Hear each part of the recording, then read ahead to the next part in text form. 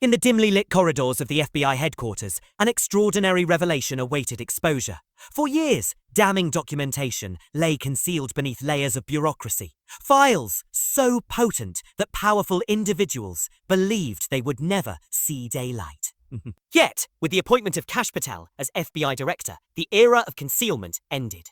Patel, accompanied by a reluctant technician, breached a sealed cabinet marked by federal warning tape and uncovered a black binder, stacks of CD-ROM, VHS tapes, and an external hard drive labeled Epstein 2008-2019.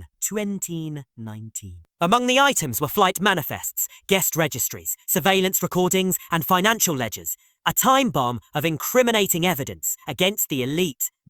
Patel's discovery confirmed what many suspected. Former President William Jefferson Clinton featured prominently in the logs, having flown 26 times on tail number N227WP between 2001 and 2003. His name sat alongside other luminaries, Prince Andrew, Gates, Spacey, Xi, and Barack Obama, and chilling allusions to unidentified minors. Tape references such as 7A, 9C, and 11F indicated surveillance footage. Recognizing the gravity, Patel immediately contacted Attorney General Pam Bondi, declaring that the materials would burn a hole through any attempt at suppression. Bondi, reviewing the files on her Department of Justice console, confronted the undeniable truth. These documents were neither trivial nor unsubstantiated. They represented a systematic effort, spanning administrations, to shield the powerful from accountability. One memo, forwarded from the FBI archives to the White House counsel during the Obama administration, cited concerns about our destabilizing public trust in former U.S. leadership. Bondi scoffed. This evidence was sealed not for its weakness, but for its strength. Without hesitation, she ordered her team to draft a comprehensive unsealing order, emphasizing that partial disclosures would not suffice. She insisted on full transparency, invoking her constitutional oath over political expediency. Within hours, the unsealing directive was issued. The Epstein archive was laid bare.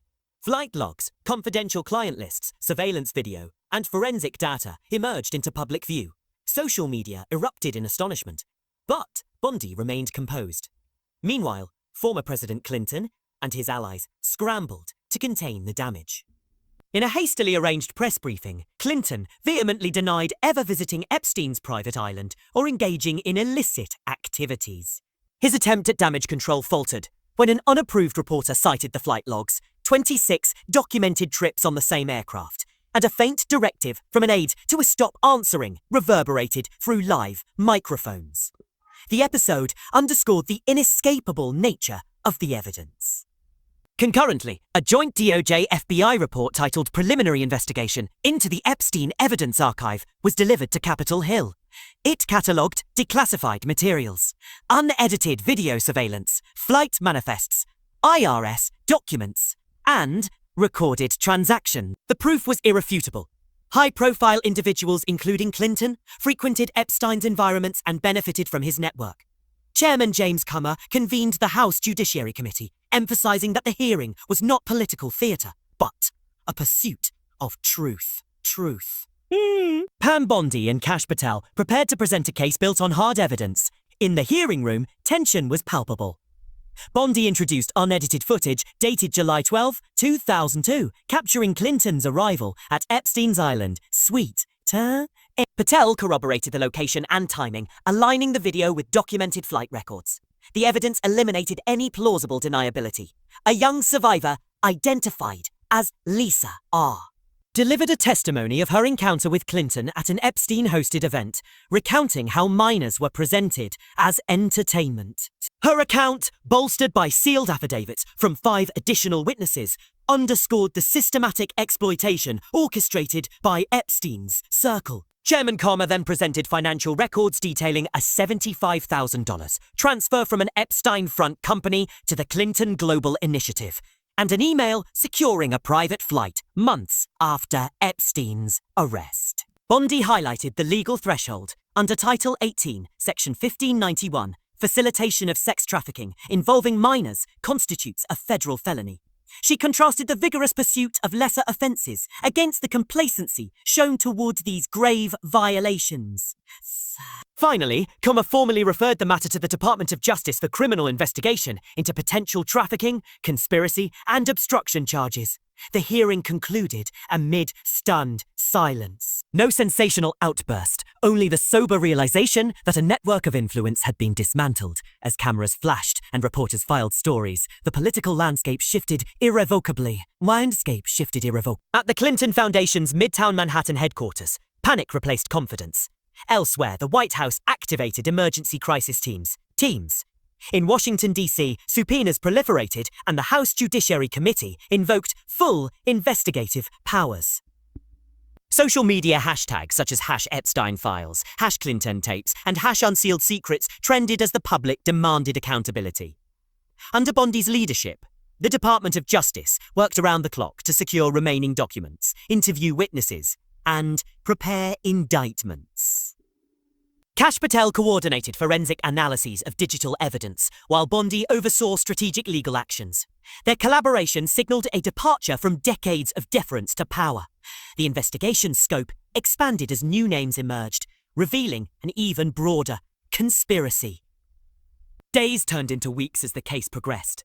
Subpoenas reached former aides, financial intermediaries, and political figures previously shielded by secrecy. Congressional hearings continued, drawing national attention to the structural failures that enabled Epstein's crimes.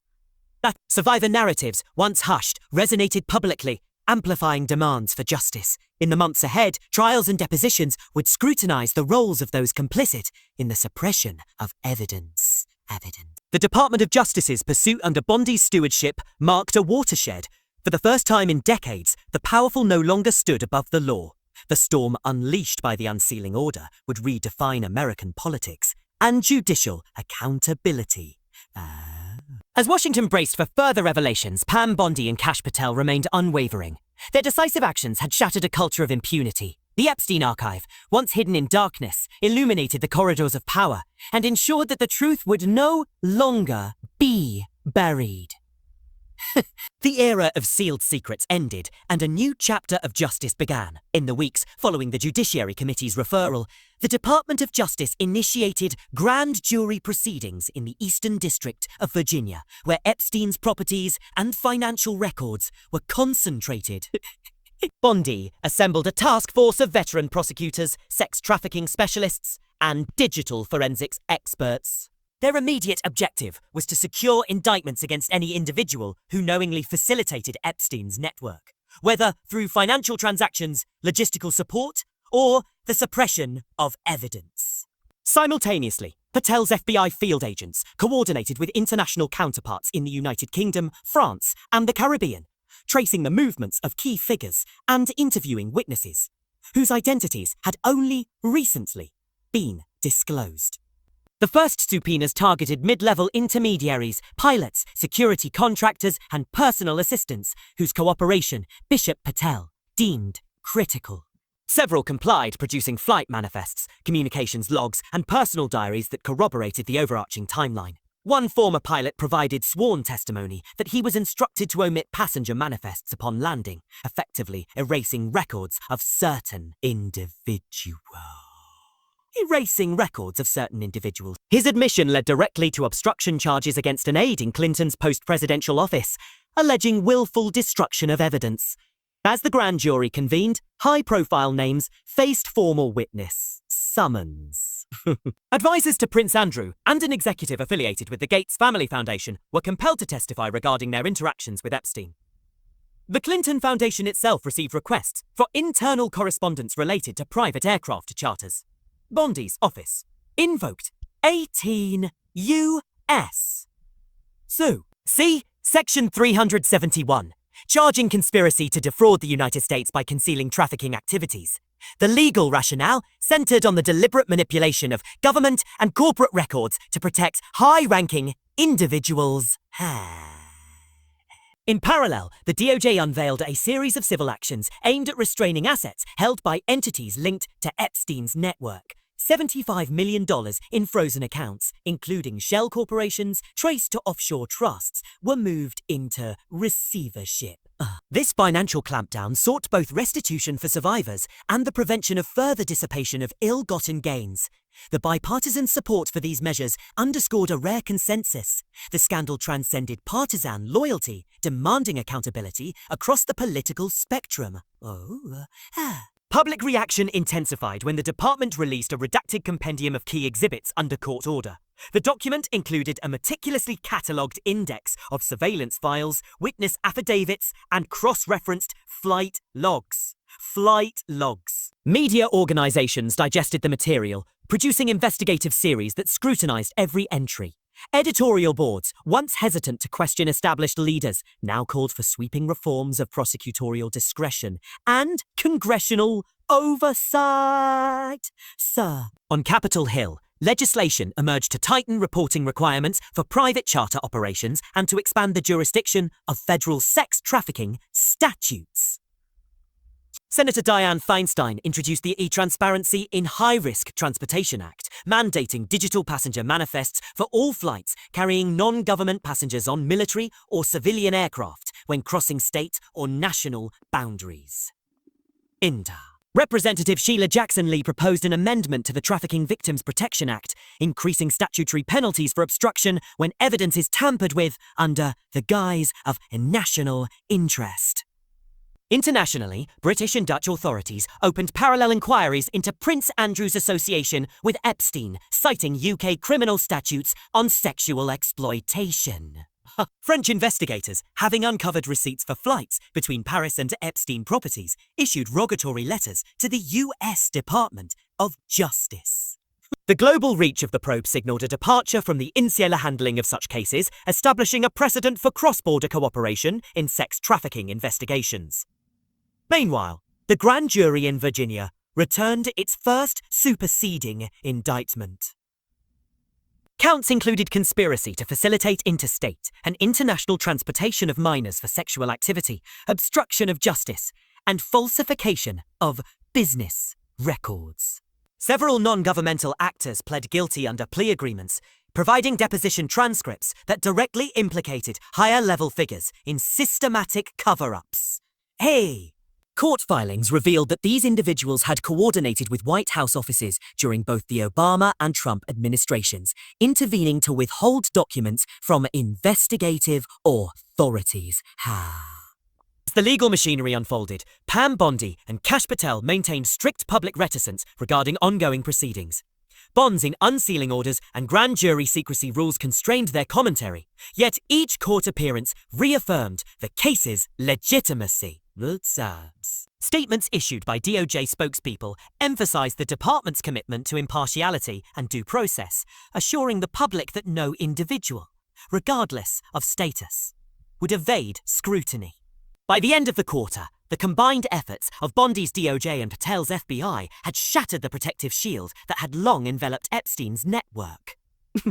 The investigation's momentum showed no signs of abating. Additional subpoenas targeted media executives and foreign intermediaries, alleged to have facilitated payments or accommodations for 4 high-profile guests. Legislative reforms awaited floor votes, and survivors' advocacy groups pushed for expedited witness protection measures. Ultimately, the continuing saga underscored a pivotal shift in American jurisprudence, an unwavering resolve to confront abuse of power at the highest levels.